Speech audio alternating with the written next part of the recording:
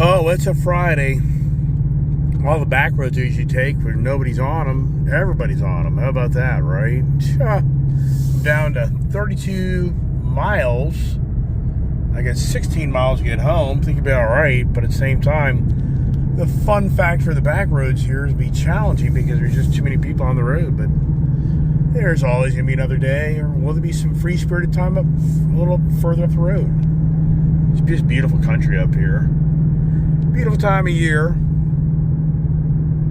And the car is a blast.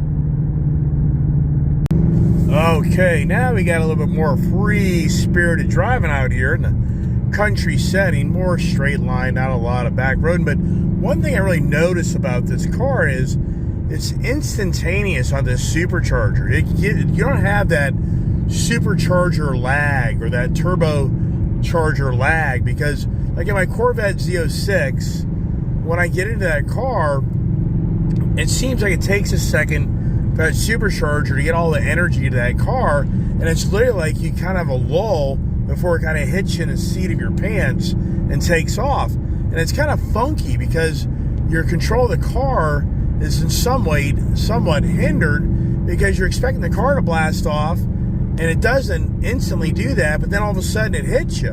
Whereas this car here, it really is instantaneous of giving it gas, and you're getting that thrust and not having any lag, which I'm sure that's challenging in the engineering of these superchargers to make that all flow without you getting the lag in them. So wow, got a little area up here. I could probably kind of get into it off the line and give you a little better idea of how this thing really feels.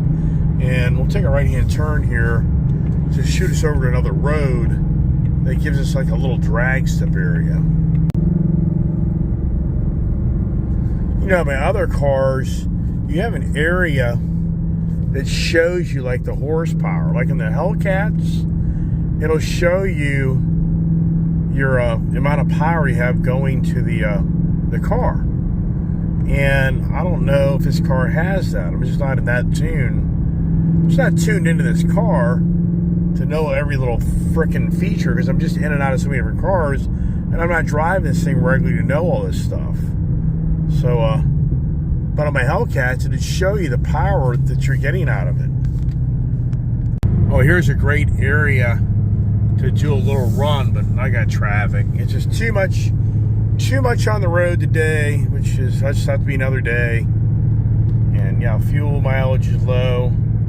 And yeah, I wish I could kind of do a little bit of a free-spirited run right now in this, but it's just the problem is there's just too many people on the road. Usually these roads are pretty quiet, but it's Friday. I knew that would be the case. Oh, this car is a lot of fun. Here we go.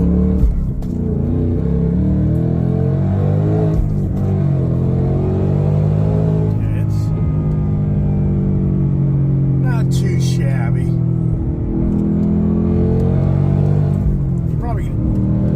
Hear how potent this thing is.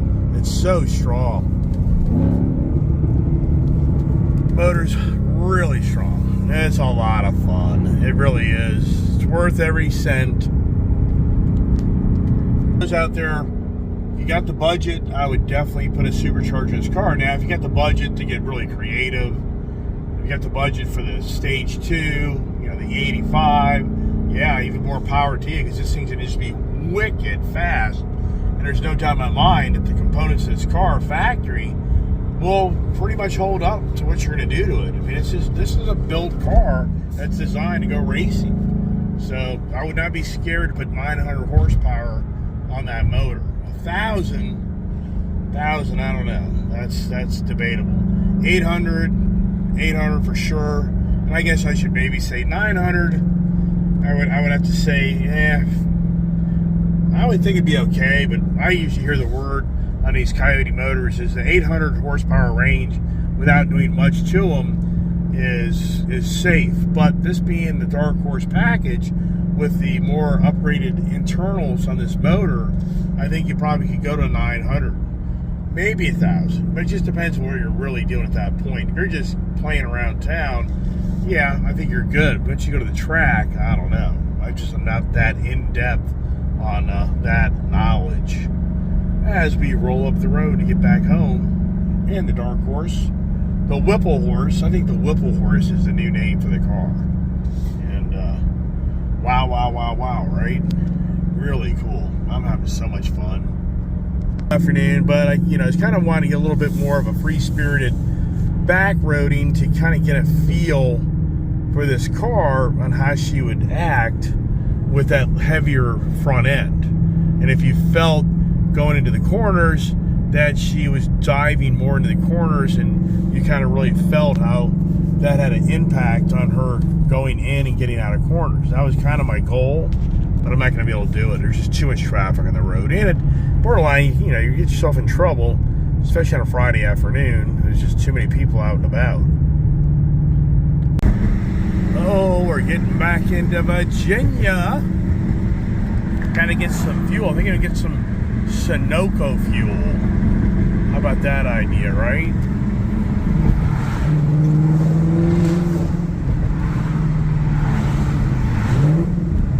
Love the rev match.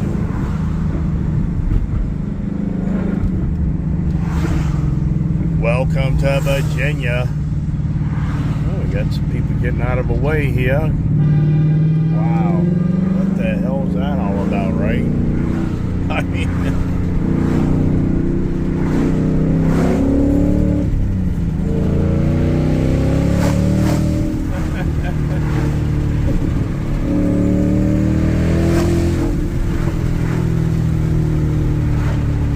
Oh, behave, I know.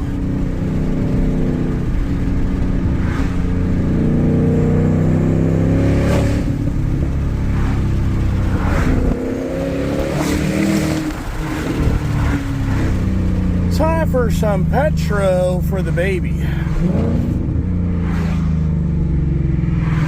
Look at old Sunoco racing fuel, right? Put some big stuff in it today. How much is it here today? $4.49. Oh, yikes.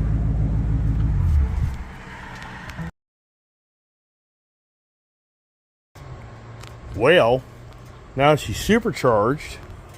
We gotta put the good stuff in it. We gotta put the 93 in this stuff. So now she's a gas hog. Good thing I got these race track tires. If you get a hot day, it really is sticking to the road. Needs a bath. Needs a bath big time. Poor baby.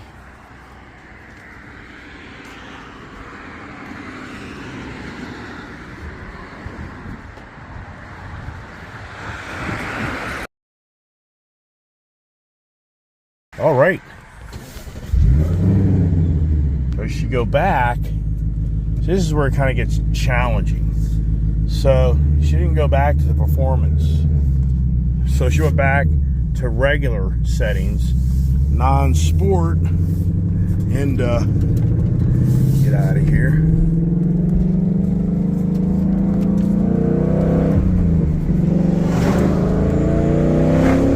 How does she sound, right? Let's go to the settings here and go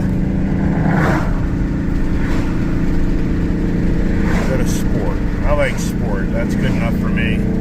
So it sounds like that exhaust opened up a little bit.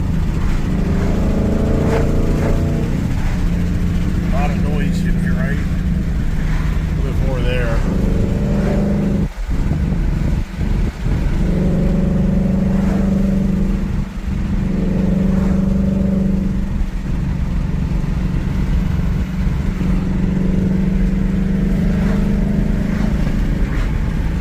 So, for the most part, I'm not feeling like this front end's really that any heavier so far. I mean, I probably wouldn't even know.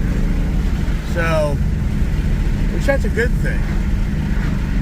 On the, I mean, right now, kind of now being a little bit more than back roads, I'm not feeling like this front end is heavy, which that's impressive. Like I say, I think that's because Ford probably figured people would do what I did, and maybe they had a little heavier spring suspension set up right from the get-go to just ensure that you could do what I did, and it wouldn't make a lot of difference in the handling of the vehicle. I'd be curious if any knows any more of that than I do, because I don't.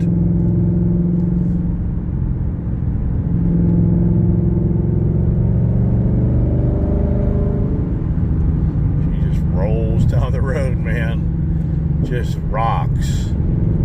And she's so tight. I mean, I know she's still a new car, but the car really is so tight.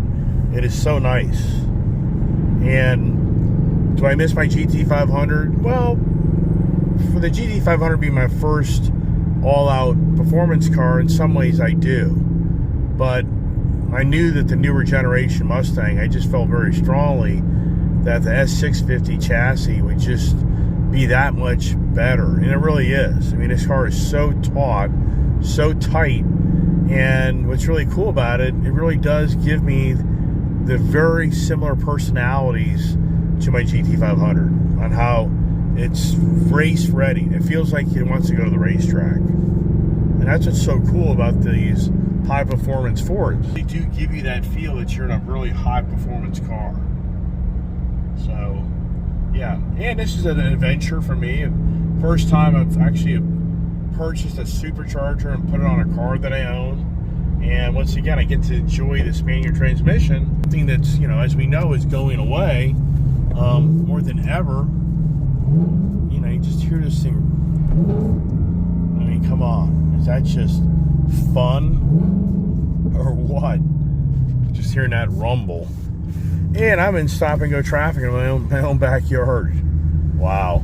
This only has like a 15 or 16 gallon tank. Wow. I mean, I guess that's okay, but look here, with my driving attitude today, it's a 200-mile car, but that's how my GT500 was. It was a 220-mile car. I was always stumped when I got that GT500 how the fuel mileage just really never was that great. In fact, that's like the fuel mileage on this here, and I've been running this thing pretty good. But look at this here. I mean, 13 miles per gallon. I mean, really? Fuel economy 12.8, but I've been running this thing too. So is this going to be, would you get 15 miles per gallon out of this thing? I don't know, but what a joke, man. It's just incredible where I live, how the traffic just sucks. It's so bad. Every brother takes all these back roads to get everywhere anymore. Oh my gosh. So this is saying it's going to take me 11 minutes to go 1.7 miles. I mean, it's just so bad. It is, oh my gosh. My number one goal in my company's always been, if you can be off the road on Friday, don't get on the road Friday. Fridays are the worst day of the week.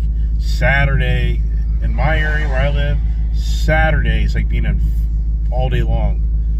5 o'clock traffic. It is just slammed all day long. So I guess I could turn around and go the back way, but for me to try and go the back way, it'll be 15-minute drive. So I really won't accomplish anything besides not sitting in traffic. Oh, look at this here. So this road that's near my house, it sucks. Look at this. It's all locked down.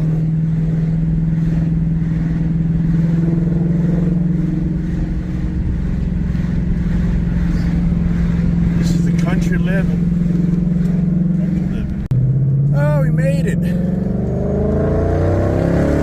Where if my another accessory came in for my truck.